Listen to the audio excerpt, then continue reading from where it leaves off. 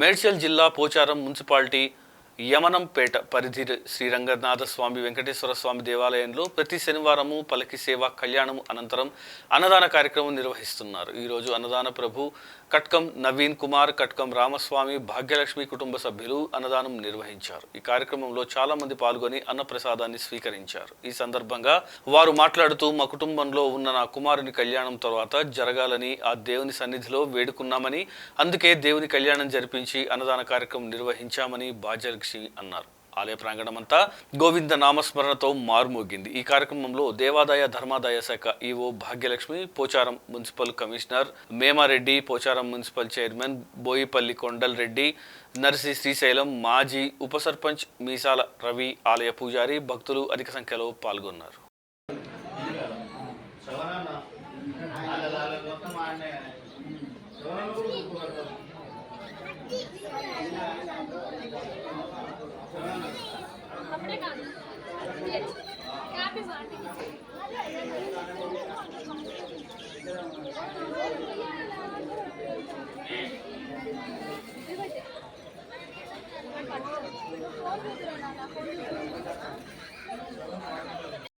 భాగ్యలక్ష్మి గారు, కనకం నవీన్ కుమార్ గారు, రాంపల్లి నివాసి, వారికి స్వామివారి ఆశీస్సులు ఎల్లప్పుడూ ఉండాలని కోరుకుంటున్నాను. ఎవరైనా అన్నదానంలో పాల్గొనాలనుకుంటే టికెట్ కౌంటర్ దగ్గర సంప్రదించవచ్చు.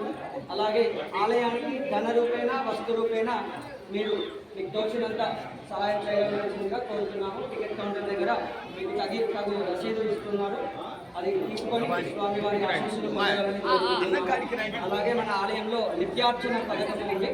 ఒకరోజు అర్చన చేయించుకుంటే 20 రూపాయలు, అలా 1000 రోజులు చేయించుకుంటే కేవలం 100 రూపాయలు తీసుకొని